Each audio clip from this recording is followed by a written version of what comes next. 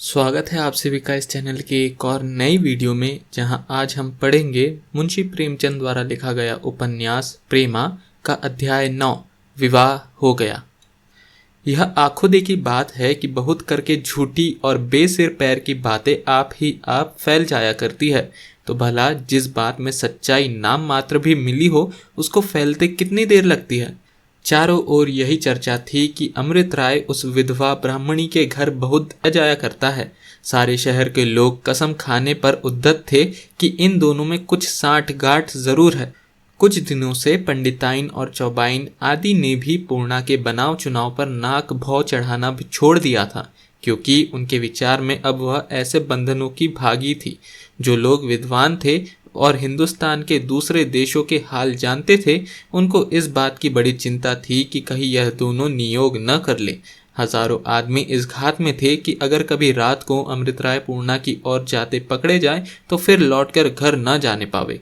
अगर कोई अभी तक अमृत राय की नीयत की सफाई पर विश्वास रखता था तो वह प्रेमा थी।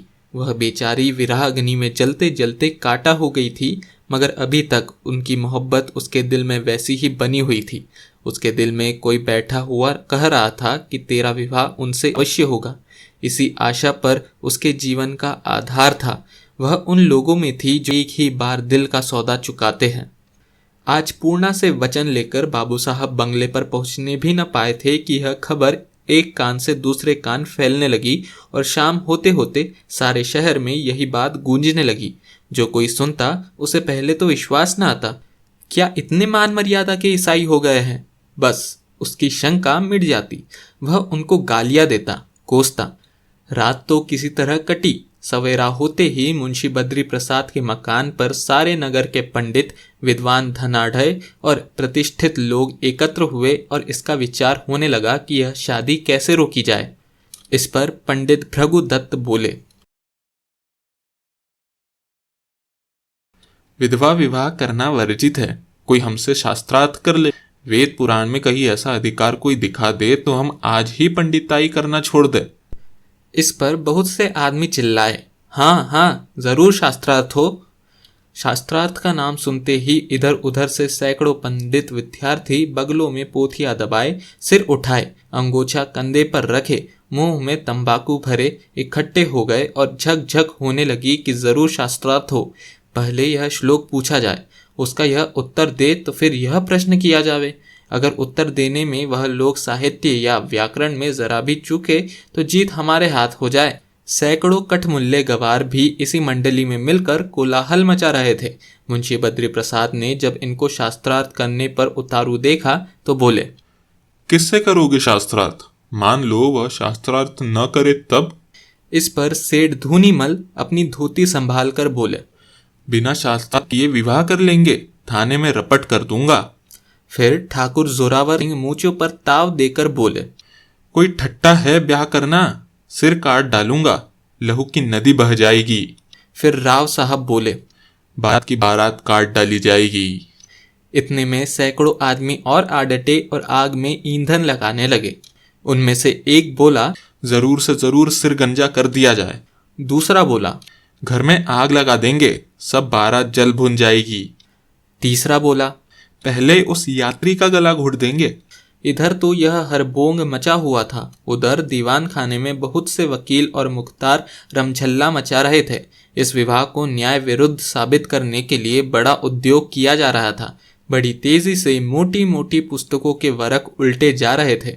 बरसों की पुरानी धुरानी नजीरें पड़ी जा रही थी कि कहीं से कोई दाव पकड़ निकाल आवे, मगर कई घंटे तक सर खपाने पर कुछ न हो सका। आखिर यह सहमति हुई कि पहले ठाकुर जोरावर सिंह अमृत राय को धमकावे। अगर इस पर भी वह न माने तो जिस दिन बारात निकले सड़क पर मारपीट की जाए। इस प्रस्ताव के बाद न माने तो विसर्जन हुई। बाबू अमृत राय ब्याह की तैयारियों में लगे हुए थे कि तभी जोरावर सिंह का पत्र पहुंचा। उसमें लिखा था, बाबू अमृत राय को ठाकुर जोरावर सिंह का सलाम बंदगी बहुत बहुत तरह से पहुंचे। आगे हमने सुना है कि आप किसी विधवा ब्राह्मणी से विवाह करने वाले हैं।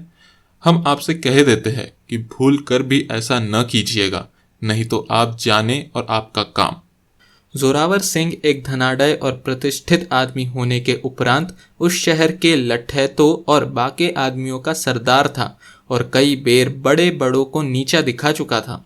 उसकी धमकी ऐसी न थी कि अमृत राय पर उसका कुछ असर न पड़ता। चिट्ठी को देखते ही उनके चेहरे का रंग उड़ गया। सोचने लगे कि ऐसी कौन सी चाल चलूं कि इसको अपना आदमी बना लूं कि इतने में दूसरी चिट्ठी पहुंची। यह गुमनाम थी और इसका आशय भी पहली चिट्ठी से मिलता था। इसके बाद शाम होते होते सैकड़ों गुमनाम चिट्ठियां आई। कोई कहता था कि अगर फिर ब्याह का नाम लिया तो घर में आग लगा देंगे। कोई सर काटने की धमकी देता था। कोई पेट में छुरी भोंकने के लिए तैयार था। अमृत राय यह तो जानते थे कि शहर वाले विरोध अवश्य करेंगे, मगर उनको इस तरह के राड का गुमान भी न था। इन धमकियों ने जरा देर के लिए उन्हें भय में डाल दिया। अपने से अधिक खटका उनको पूर्णा के बारे में था कि कहीं यही सब दुष्ट उसे कोई हानि न पहुंचावे। उसी दम कपड़े पहन पैर गाड़ी पर सवार होकर चटपट मजिस्ट्रेट की सेवा में उपस्थित हुए और उनसे पूरा पूरा वृत्तांत कहा। बाबू साहब का अंग्रेजों में बहुत मान था, इसलिए नहीं कि वह खुशामदी थे या अफसरों की पूजा किया करते थे, किंतु इसलिए कि वह अपनी मर्यादा रखना आप जानते थे। साहब ने उनका बड़ा आदर किया, उनकी बातें बड़े ध्यान से सुनी, सामाजिक सुधार की आवश्यकता को माना और पुलिस के सुप्रिटेंडेंट को लिखा कि आप अमृत राय की रक्षा के वास्ते एक गारद रवाना कीजिए और खबर लेते रहिए कि मारपीट खून खराबा न हो जाए।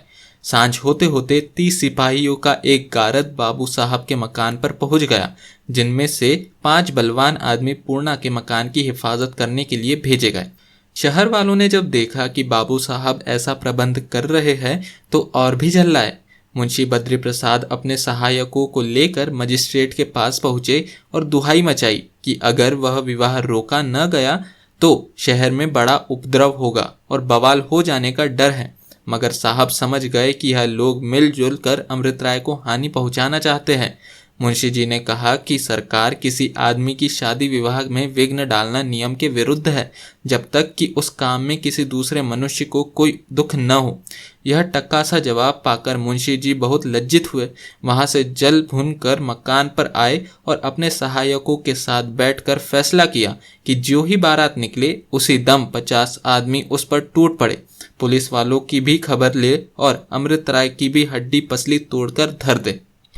बाबू अमृत राय के लिए यह समय बहुत नाजुक था, मगर वह देश का हितैषी तन मन धन से इस सुधार के काम में लगा हुआ था। विवाह का दिन आज से 1 सप्ताह पीछे नियत किया गया, क्योंकि ज्यादा विलंब करना उचित न था, और यह 7 दिन बाबू साहब ने ऐसी हैरानी में काटे कि जिसका वर्णन नहीं किया जा सकता। प्रतिदिन वह 2 कांस्टेबलों के साथ पिस्तौलों की जोड़ी लगाए 2 बेर पूर्णा के मकान पर आते। वह बेचारी मारे डर के मारी जाती थी।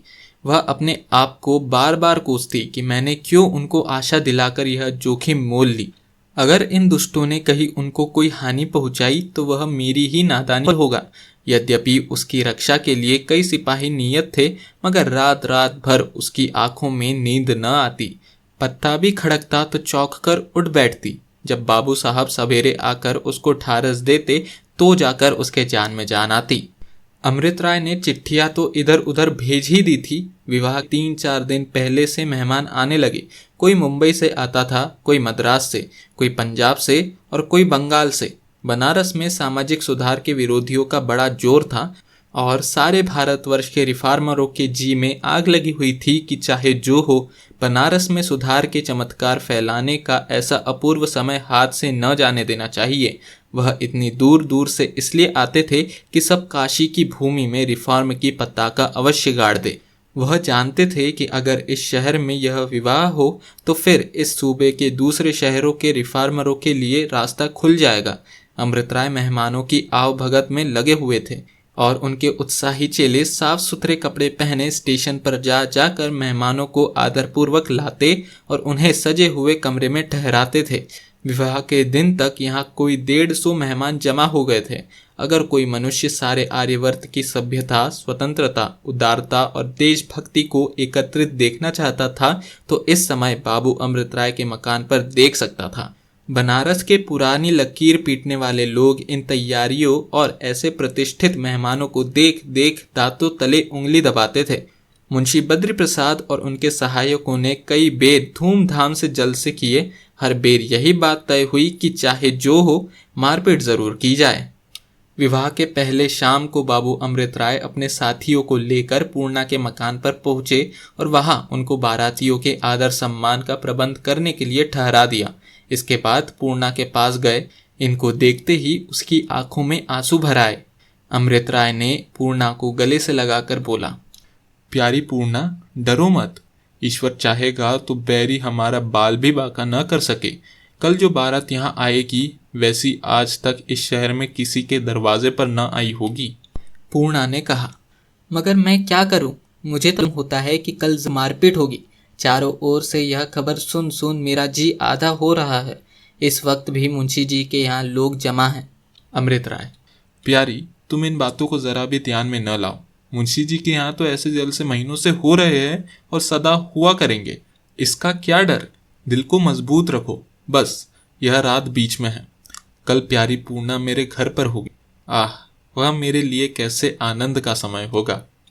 पूर्णा यह सुनकर अपना डर भूल गई। बाबू साहब को प्यार की निगाहों से देखा और जब चलने लगे तो उनके गले से लिपटकर बोली, तुमको मेरी कसम, इन दुष्टों से बचे रहना।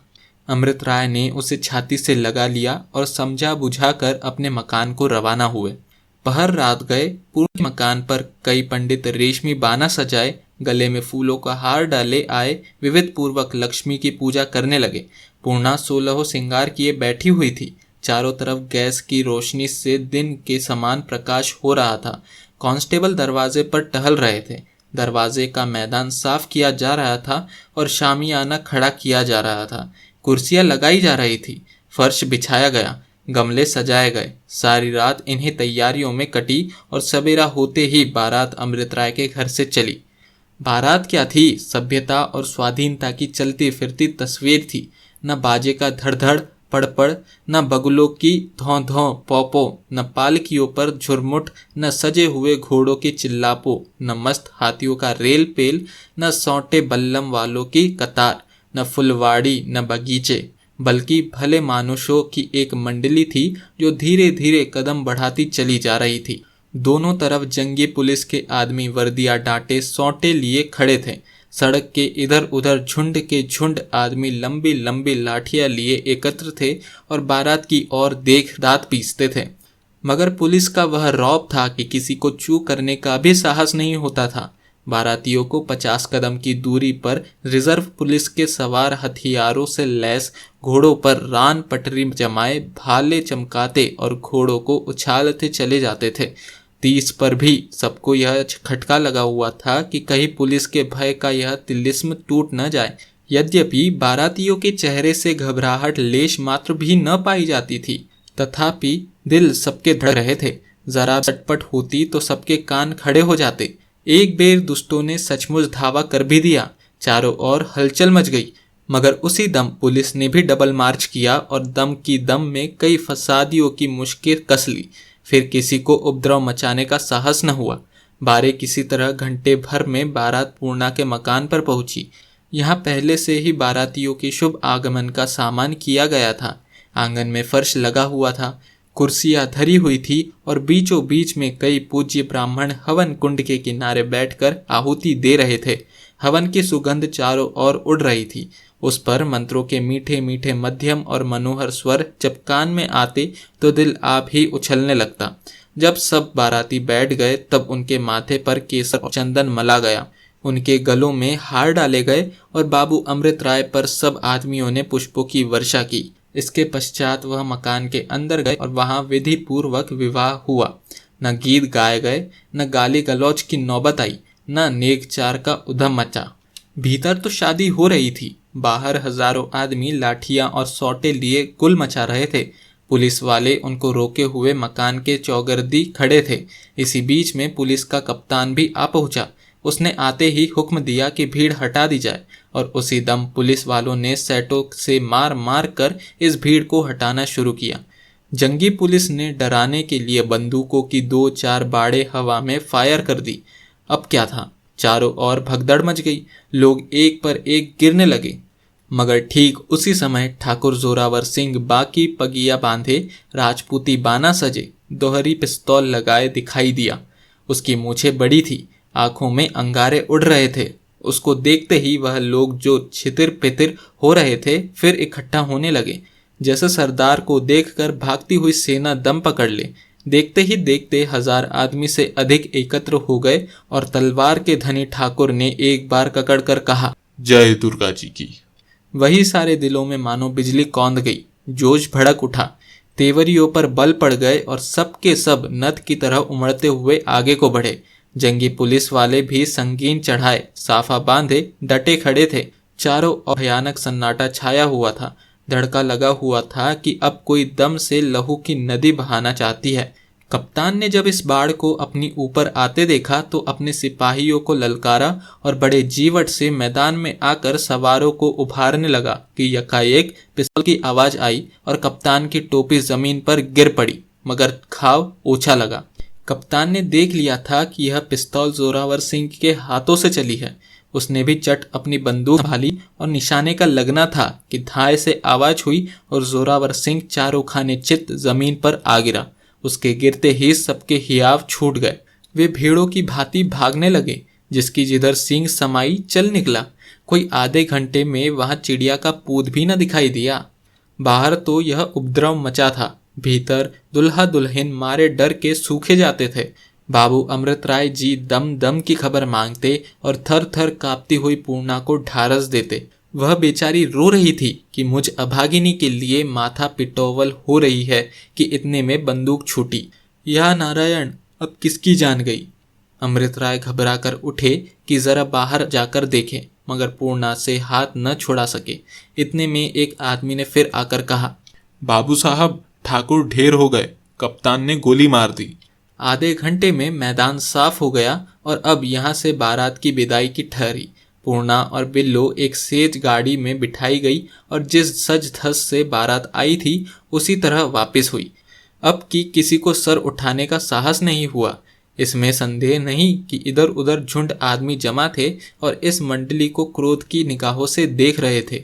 कभी कभी मन चला जवान एकाध पत्थर भी चला देता था, कभी तालियां बजाई जाती थी, कभी चिढ़ाया जाता था, मगर इन शरारतों से ऐसे दिल के पोड़े आदमियों की गंभीरता में क्या विघ्न पड़ सकता था। कोई आधे घंटे में बारात ठिकाने पर पहुंची, दुल्हन उतारी गई और बारातियों की जान में जान आई। अमृत राय की खुशी का क्या पूछना। वह दौड़ दौड़ सबसे हाथ मिलाते फिरते थे, बाछें खिली जाती थी। जो ही दुल्हन उस कमरे में पहुंची जो स्वयं आप ही दुल्हन की तरह सजा हुआ था, तो अमृत राय ने आकर कहा, प्यारी, लो हम कुशल से पहुंच गए। ए, तुम रो रही हो? यह कहते हुए उन्होंने रुमाल से उसके आंसू पोंछे और उसे गले से लगाया। प्रेम रस की मोती पूर्णा ने अमृत राय का हाथ पकड़ लिया और बोली, आप तो आज ऐसे प्रसन्नचित्त है मानो कोई राज मिल गया है। अमृत राय प्रेमा से लिपट कर बोले, कोई झूठ है, जिसे ऐसी रानी मिले उसे राज की क्या परवाह। आज का दिन आनंद में कटा। दूसरे दिन बारातियों ने विदा होने की आज्ञा मांगी, मगर अमृत राय की यह सलाह हुई कि लाला धनुषधारी लाल कम से कम एक बार सबको अपने व्याख्यान से कृतज्ञ करे। यह सलाह सबको पसंद आई। अमृत राय ने अपने बगीचे में एक बड़ा शामियान खड़वाया और बड़े उत्सव से सभा हुई। वहां धुआंधार व्याख्यान हुए कि सामाजिक सुधार का गौरव सबके दिलों में बैठ गया। फिर 2 जलसे और हुए और दोनों धूमधाम के साथ। सारा शहर टूटा पड़ता था। सैकड़ों आदमियों का जनेऊ टूट गया। इस उत्सव के बाद 2 विधवा विवाह और हुए। दोनों दूल्हे अमृत राय के उत्साही सहायकों में थे और दुल्हन में से एक पूर्णा के साथ गंगा नहाने वाली रामकली थी। चौथे दिन सब नेवत हरी विदा हुए। पूर्णा बहुत कन्नी काटती फिरी, मगर बारातियों के आग्रह से मजबूर होकर उनसे मुलाकात करनी ही पड़ी और लाला धनुषधारी लाल ने तो 3 दिन उसे बराबर स्त्री धर्म की शिक्षा दी। शादी के चौथे दिन बाद पूर्णा बैठी हुई थी कि एक औरत ने आकर उसे एक बंद लिफाफा दिया। पढ़ा तो प्रेमा का प्रेम पत्र था। उसने उसे मुबारकबाद दी थी और बाबू अमृत राय की वह तस्वीर जो बरसों से उसके गले का हार हो रही थी, पूर्णा के लिए भेज दी थी। उस खत की आखिरी सत्र यह थी, सखी, तुम बड़ी भाग्यवती हो। ईश्वर सदा तुम्हारा सुहाग कायम है। तुम्हारे पति की तस्वीर तुम्हारे पास भेजती हूँ। इसे मेरी यादगार समझना। तुम जानती हो कि मैं इसको जान से ज़्यादा प्यारी समझती रही, मगर अब मैं इस योग्य नहीं कि इसे अपने पास रख सकूं। अब यह तुमको मुबारक हो प्यारी, मुझे भूलना मत। अपने प्यारे पति को मेरी ओर से धन्यवाद देना। तुम्हारी अभागिनी सखी प्रेमा। अफसोस, आज से 15वें दिन बेचारी प्रेमा बाबू दान नाथ के गले बांध दी गई। बड़े धूमधाम से बारात निकली, हजारों रुपया लुटा दिया गया। कई दिन तक सारा शहर मुंशी बद्री प्रसाद के दरवाजे पर नाच देखता रहा। लाखों का वारा न्यारा हो गया। ब्याह के तीसरे ही दिन मुंशी जी परलोक को सिधारे। ईश्वर उनको स्वर्गवास दे। अभी आप पढ़ रहे थे मुंशी प्रेमचंद द्वारा लिखा गया उपन्यास प्रेमा का अध्याय 9 विवाह हो गया। अगर आपको ये वीडियो अच्छा लगा तो प्लीज़ इस वीडियो को लाइक करिए, इस चैनल को सब्सक्राइब करिए और कमेंट करके बताइए कि आपको इस वीडियो में क्या क्या अच्छा लगा और मुझे क्या क्या इम्प्रूवमेंट करने चाहिए। धन्यवाद।